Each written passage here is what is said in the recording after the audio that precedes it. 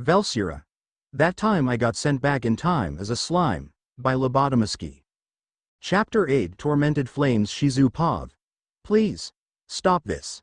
I need to get in control of my body, but Ifrit is too strong. Please. Just give me the strength to do this, God, or anyone else. I don't want to hurt someone else again, just because I'm too weak to control myself. Rimuru-san. I'm sorry. Veldora Pav.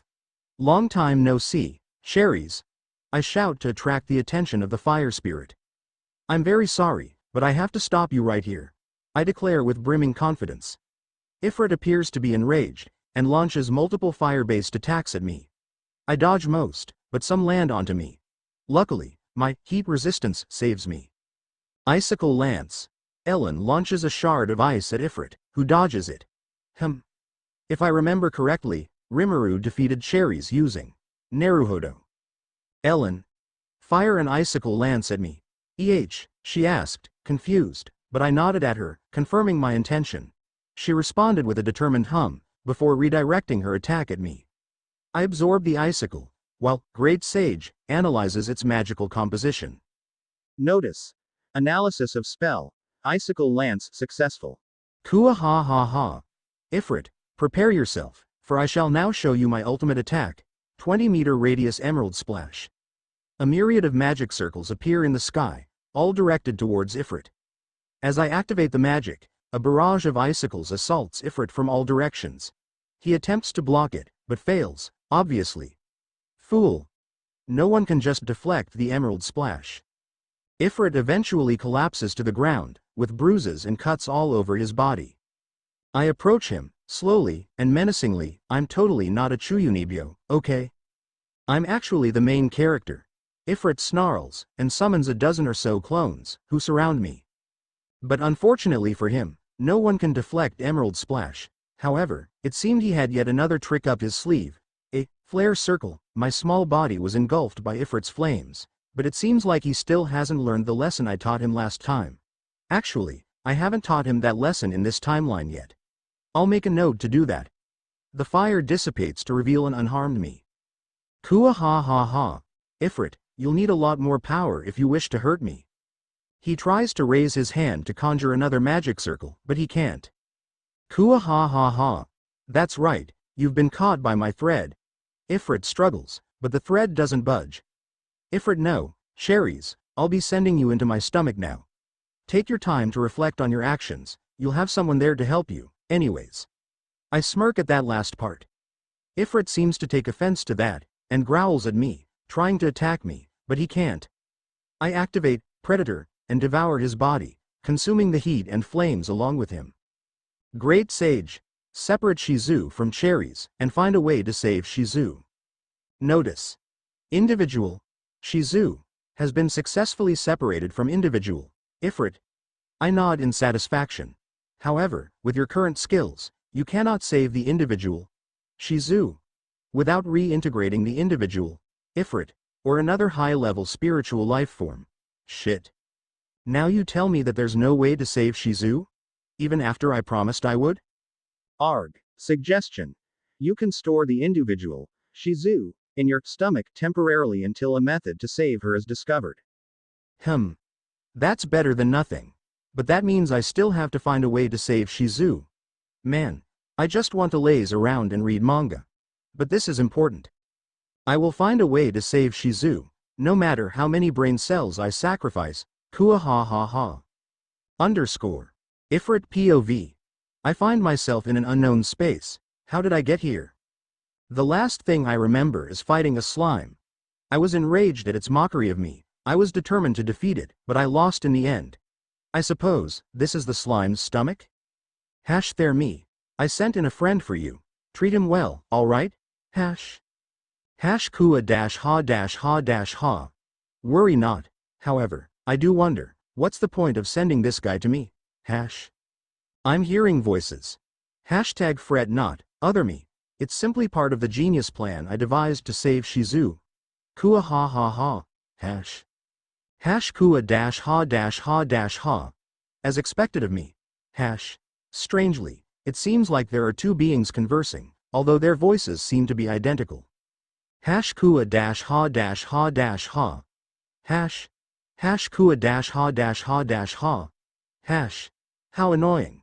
Perhaps this is hell. I suddenly sense a huge presence ahead of me. In a panic, I raise my hand to attack whoever is there, but I soon realize my mistake.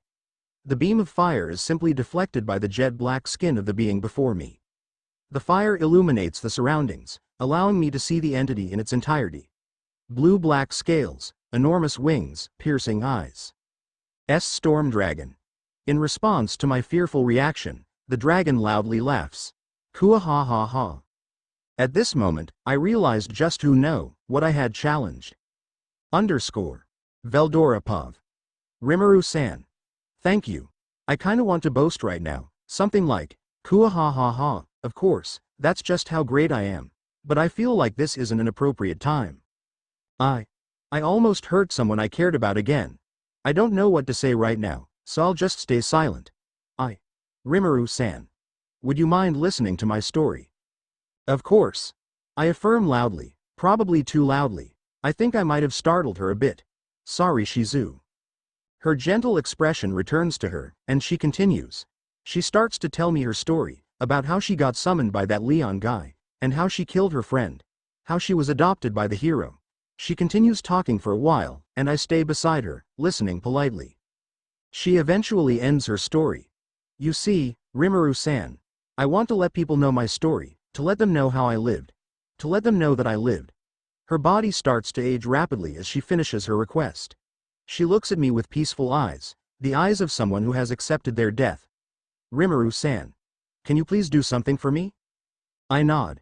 Then. Eat me. Huh? That's certainly a shocking request.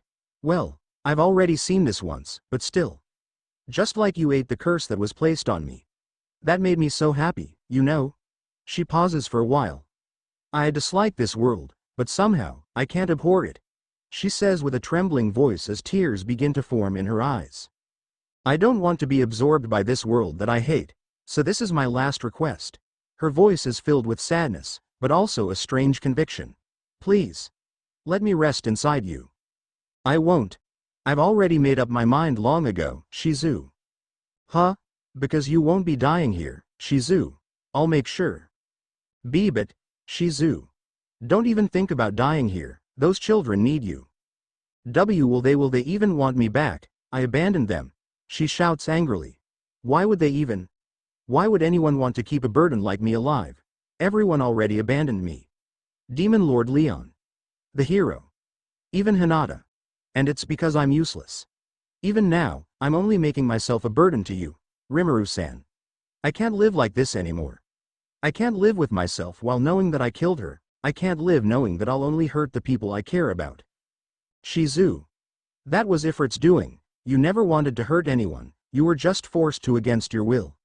Don't worry, Shizu, I'll give Cherries-kun a big scolding after this. I know that you only wanted to help them. She tries to speak up again, but she stops herself, rethinking her response. Why, you're right. I just wanted to make sure that nobody would go through the same pain that I did. The tears in her eyes start to streak down the sides of her face. Rimuru-san. Yes? I want to have another chance. She whispers, quietly. I want to be able to do something right for once, so if you won't kill me here, then could you give me another chance to do things right?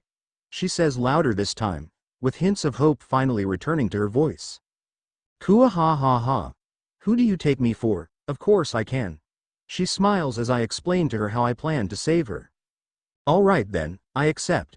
Please save me, Rimuru-san. Success. Don't worry, Shizu. We'll save the children together, and I'll make sure that Leon Guy hears what you have to say. I swear on my name, Tempest. She giggles. Then I'll be waiting for that, Rimuru-san. But first, I want to ask you something. She pauses. I want to know your name. Huh? Didn't I? I stare at her in confusion. I mean your real name, the one from before you were reincarnated here. Crap, she believed that? Well, you see, it's all right, Slime-san. Tell me when I wake up, all right? She smiles warmly at me, almost enough to make me blush. What? I'm the storm dragon. I won't be seduced so easily. Of course. Kua ha ha ha. She deadpans at my boisterous attitude. We exchange our goodbyes. I would have liked to chat a bit longer, but her body will soon wilt. In the end, I absorbed Shizu, and put her in an isolated space in my stomach. Phew. I managed to convince her to live. Kua ha ha ha. The greatness of the storm dragon knows no bounds. While I praise myself internally, a quiet voice speaks out in my head. I was too busy gloating to hear what they said, but it was something along the lines of, "Good job, Veldora." Perhaps it was my other self in my stomach, praising me as well. Kua ha ha ha. Underscore. A few minutes later. Third Pav. Kua ha ha ha. A loud and annoying ahem glorious laugh sounds across the town of Rimuru. I, Rimuru Tempest, have finally obtained a human form. A crowd gathers around the house where a tall, blonde-haired man just leapt out of a window. Surprisingly, everyone seems to be in awe at the supposed magnificence of this scene. With notable exceptions, of course. Rimuru-san.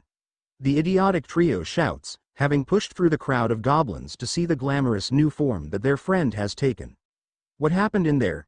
Is Shizu-san okay? Or perhaps not? Ahem, rest assured. Shizu is in my stomach right now, the man declares proudly. The trio does not rest assured, and starts to voice their complaints. Ahem, alright. Alright. Shizu is in critical condition after I separated her from Ifrit. I've got a way to save her, but it will take some time to prepare. In the meantime, I'm storing her in my stomach, so that her condition won't worsen. Having heard his explanation, the trio backs off. Well, as long as Shizu-san is okay, the little elf girl happily replies, her attitude having done a complete 180. Kua ha ha ha. Leave it to me. Veldora, Rimuru, strikes a pose, somewhat familiar to a particular manga. In the background, Rigard cries tears of joy. We appreciate all of your help, Rimuru. The trio bows to Veldora, who instinctively looks around for his brother, before remembering that he is Rimuru right now. No worries. The future Jura Tempest Empires will gladly help you. Kua ha ha ha. The two sides chat a bit about what they do afterwards, as well as casually slandering the guildmaster more than a few times. Meanwhile in Bloomond. What the pack is going on? I've been sneezing non-stop for the last 20 minutes. Guildmaster Fuse cries in anguish as he continues to sneeze, without stop. Back in Tempest. Oh, before you leave, your equipment looks terrible, if I do say so myself. Veldora suddenly remarks, having somehow reached an entirely different point of conversation. If you want, we can give you some new gear before you leave. Veldora's cheerful smile indicates his ignorance to the fact that he just insulted the three adventurers, who were particularly sensitive about their financial problems. They weren't going to complain, though. Whoa! This is the scale armor that I've always wanted. This robe. It's so light, but sturdy, and it's pretty as well. Do we really deserve all of this fine equipment, Rimuru-san? Veldora basks in the praise, sporting in a smug grin. Kua ha ha ha, of course. These are the finest works from the Jura Tempest Empire's artisans, Kaijin and the three dwarf brothers. The three adventurers are in disbelief, having heard that their new equipment was forged by world-class blacksmiths and craftsmen. Their disbelief, however, is quickly replaced by an attitude of, whatever, it's good stuff, so I don't have to worry about it. In the end, the grim atmosphere left by the battle with Ifrit has completely withdrawn from the city of monsters, with Shizu's three companions leaving the town with smiles on their faces. Oi, Rimuru-san. Don't do anything inappropriate with Shizu while we're gone. All right. Kaval jokes at Veldora. Their laughter is interrupted by Ellen's fist, firmly planting itself into Kaval's cheek. Which only results in Veldora and Guido doubling down, laughing even harder than before. The four friends end up wasting time, joking around for another half an hour, before they finally realize that it was time to leave. Kua ha ha ha. Very well. Good luck, my friends. Veldora waved until they disappeared into the trees. He was happy, he just made some new friends today. The first arc of Veldora's new story thus ends on a happy note.